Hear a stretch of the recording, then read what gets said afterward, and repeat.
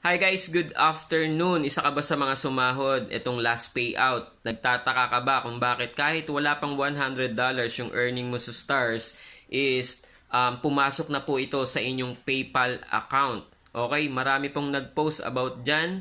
Well, before po kasi $100 talaga ang dapat bago yan pumasok sa inyong account. Pero ngayon, $25 po. Ito sa Stars po ito at PayPal account ha. Ito i-clear ko lang.